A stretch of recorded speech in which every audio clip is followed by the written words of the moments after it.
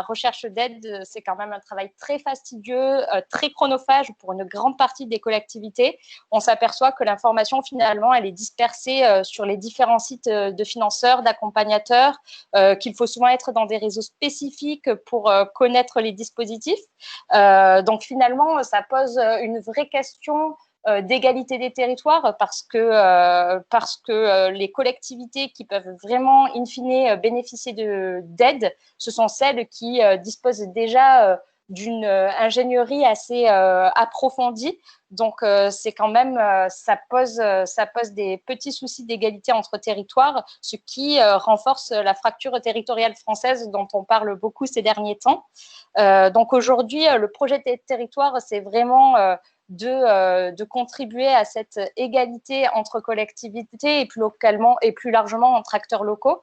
Ça se matérialise donc par la plateforme Aide Territoire que vous pouvez retrouver à l'adresse aide-territoire.beta.gouv.fr, qui est donc, comme je le disais au début, un outil à destination des acteurs locaux pour retrouver toutes les aides auxquelles ils peuvent prétendre.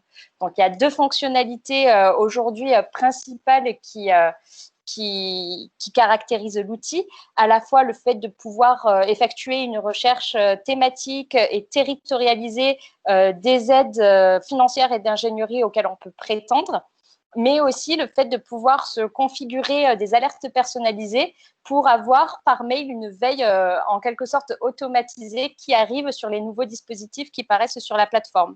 Donc, Aide Territoire répertorie vraiment des aides pour tous les territoires français, en métropole comme en outre-mer, mais aussi pour toutes les thématiques de projets locaux.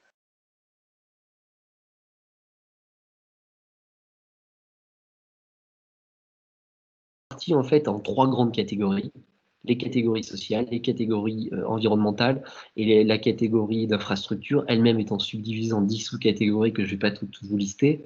Le point important étant qu'on est dans un monde assez réglementé, assez structuré, où il faut donner des gages d'auditabilité et interfacer ça avec des dispositifs qui sont existants et qui parlent à tout le monde, et en particulier qui parlent au marché financier.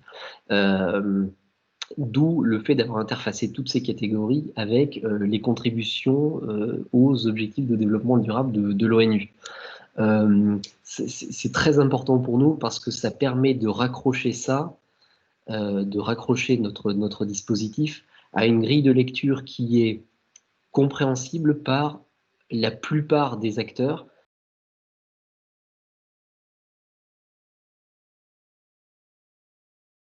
Et donc, sur ces deux exemples, donc j'ai deux exemples. J'ai à la fois les certificats d'économie d'énergie, que j'espère tout le monde connaît et utilise, et puis des achats groupés d'énergie que l'on a mis en place un peu plus récemment. Pour le premier, les certificats d'économie d'énergie, c'est un dispositif que l'on a mis en place depuis 2011 sur notre territoire en plusieurs étapes.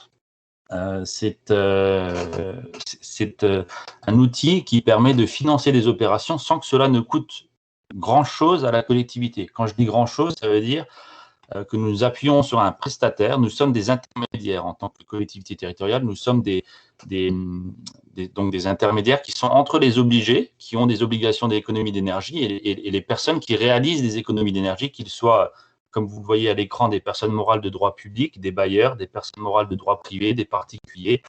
Voilà. Tout ce type d'acteurs peut bénéficier d'économies d'énergie et de travaux financés par les grands obligés que sont les fournisseurs d'énergie. Et nous, on est un acteur intermédiaire qui a le droit de participer à ce jeu, à cette partie, sans avoir d'obligation. C'est bien pour ça que nous ne portons pas le nom d'obligé. Partie achat groupé d'énergie. Donc, toutes les collectivités connaissent le GAP ou d'autres groupements d'achat que l'on pourrait mettre en place. Et nous, on a décidé à l'époque d'acheter l'énergie pour les 20 communes de notre agglomération. Donc, quand je parle d'énergie, je parle forcément de gaz et d'électricité. Donc, ces deux énergies-là représentent des sommes importantes quand on parle de 20 communes et notamment de la métropole du Grand Nancy. Et donc, on a souhaité se grouper pour être plus fort, tout simplement. On s'est rendu compte que les premières années, on a fait baisser le prix de l'énergie, que ce soit en gaz ou en élec.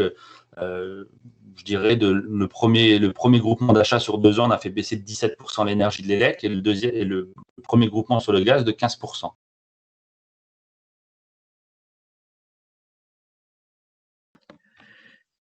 Alors, les collectivités, elles peuvent donc, on l'a vu tout à l'heure avec l'exemple de l'investissement territorial, elles peuvent conduire des investissements en mobilisant les acteurs locaux. Mais elles ont un autre rôle possible, c'est de proposer un cadre propice au déploiement des acteurs locaux.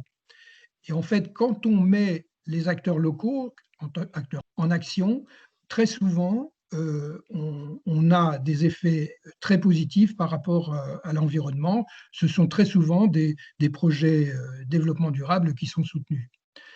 On le voit avec le financement participatif. Hein, donc, vous voyez, le financement participatif, cette solution qui existe maintenant depuis une dizaine d'années, qui permet, grâce à des plateformes, de financer par le don, le prêt ou le capital des projets de façon directe. Et c'est une activité en croissance de 34% l'an en ce moment, et qui concerne toutes les catégories sociales, géographiques et d'âge. On a fait une étude en 2018 au sein de Financement Participatif France.